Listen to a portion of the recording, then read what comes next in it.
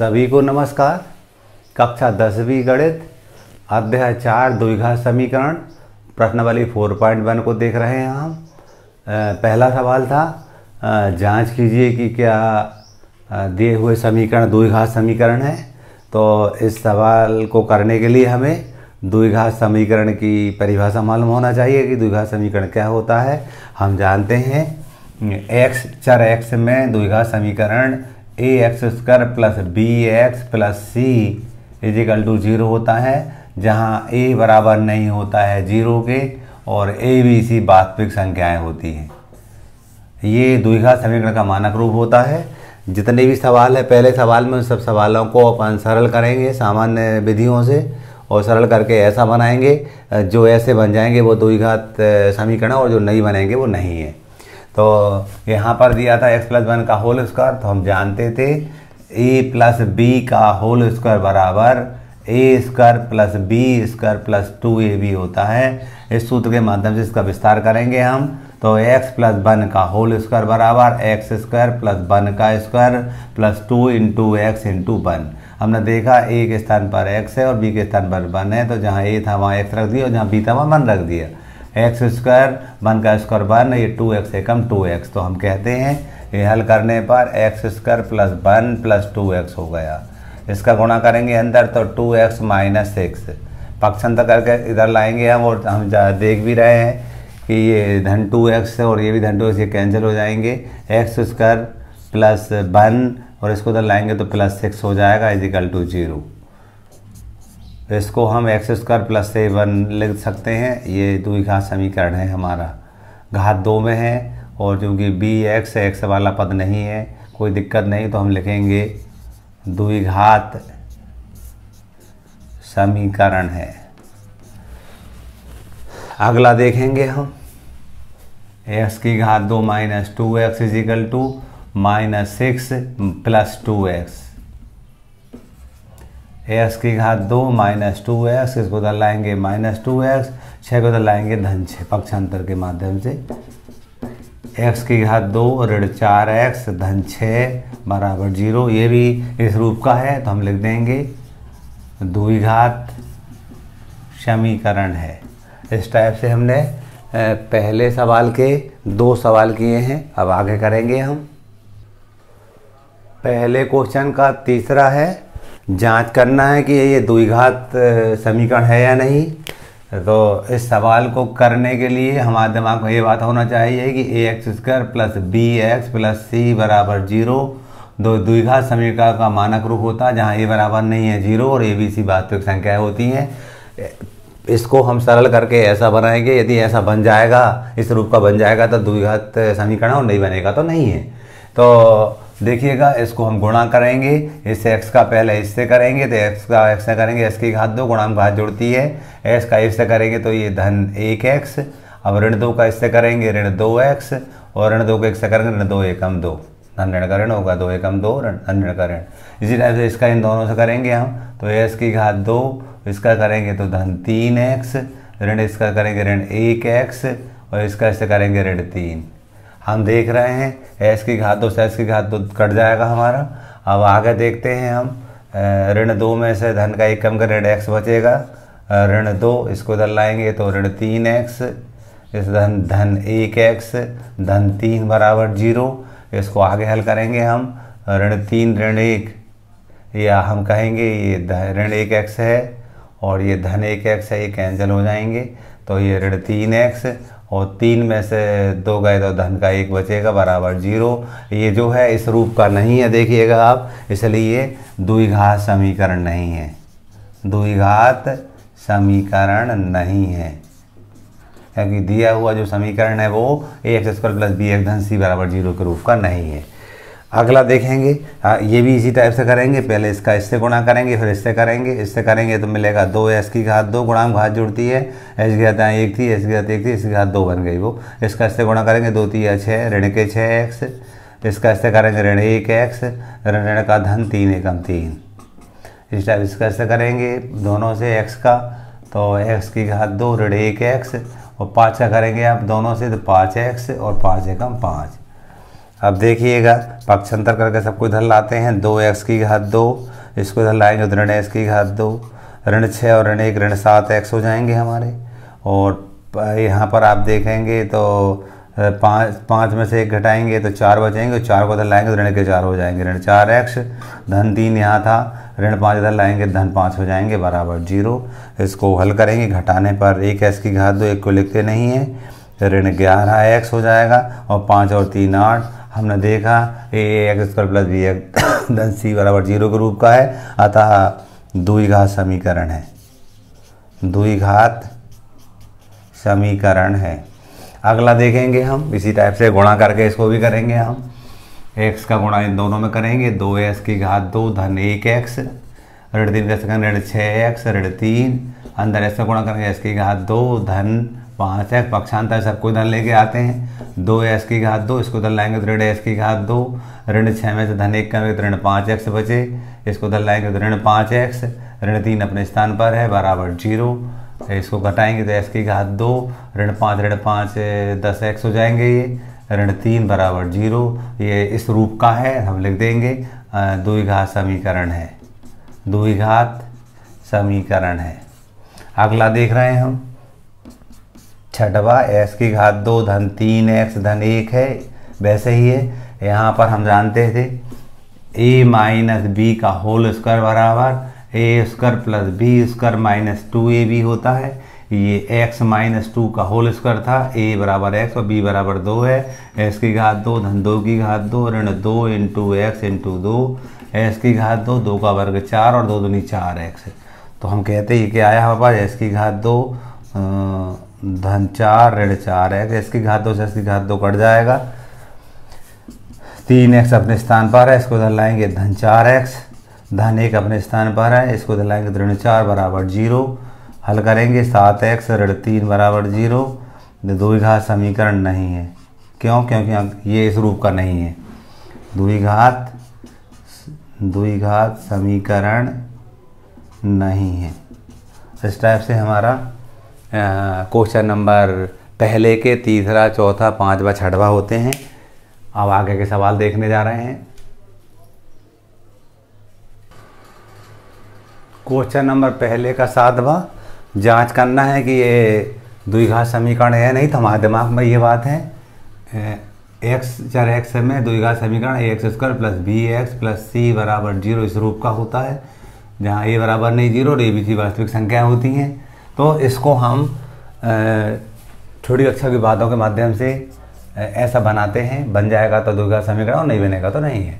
पहले दिया था x + 2 का होल घात 3 दे रखी थी, तो हमने छोटी कक्षा में पढ़ रखा था a + b की संपूर्ण घात 3 बराबर a की घात 3 धन b की घात 3 धन 3a² b धन 3ab²। ये पढ़ रखा था हमने। विस्तार किसका करना, x + 2 की संपूर्ण घात 3 है ना, जहाँ a वहाँ x रखेंगे, जहाँ b वहाँ 2 रखेंगे, x की घात 3 हो जाएगा, ये 2 की घात 3 हो जाएगा, धन 3 x की घात 2 2 3 × x × 2 की घात 2। तो x की घात 3 2 की घात 3 मतलब 8 हो जाएगा, और 2 3 6 x की घात 2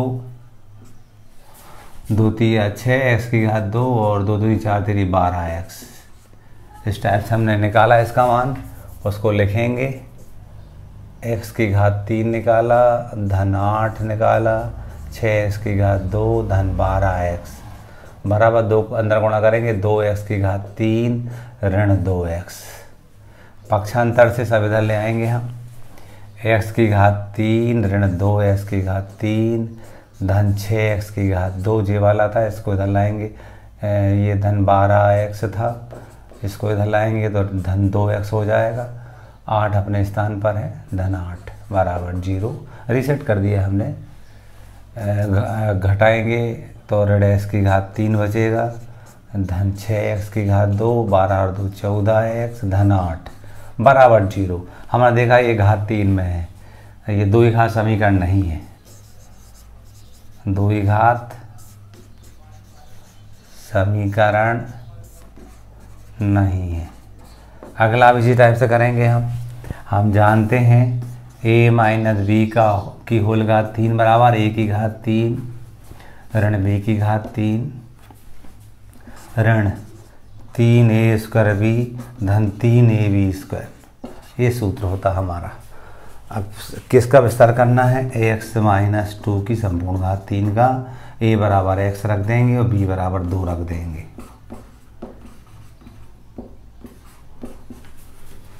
थ्री एक्स इंटू 2 की घात 2,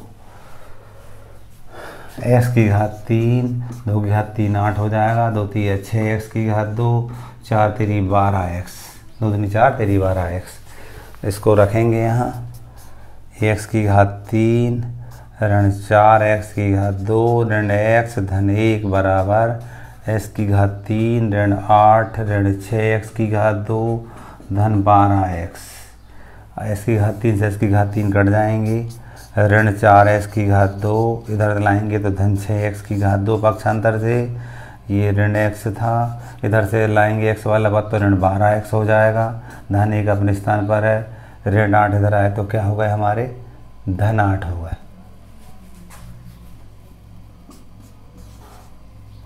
बराबर 0। घटाएंगे, 6 में 4 का 2, 2x की घात 2, यहाँ ऋण 12 और ऋण 1 ऋण 13x हो जाएंगे, 8 और 1 9 बराबर 0।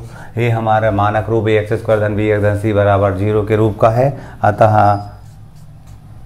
द्विघात समीकरण है। इस टाइप से हमारा पहला सवाल कंप्लीट होता है। इसके आगे के सवाल देखेंगे अब हम।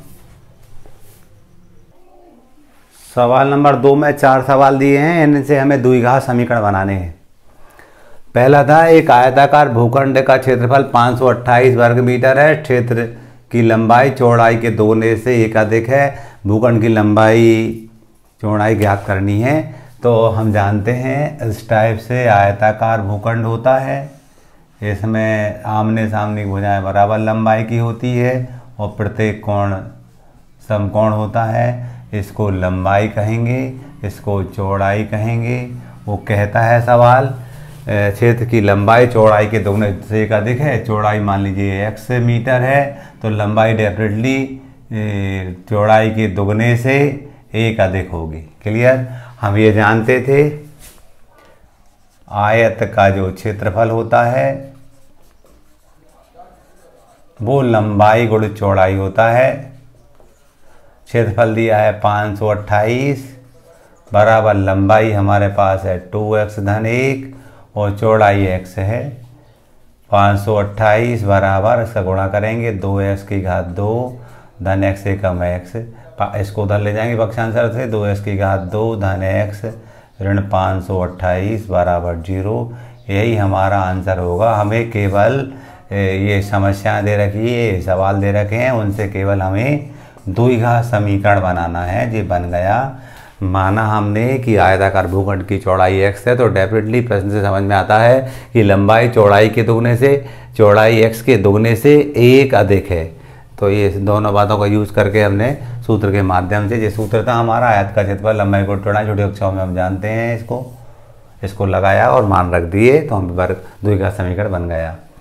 आगे देखिएगा, दो क्रमागत धनात्मक पूर्णांकों का गुणनफल 306 है, हमें पूर्णांक ज्ञात करनी है। तो मानेंगे इसमें हम हल लिख करके, माना पहली संख्या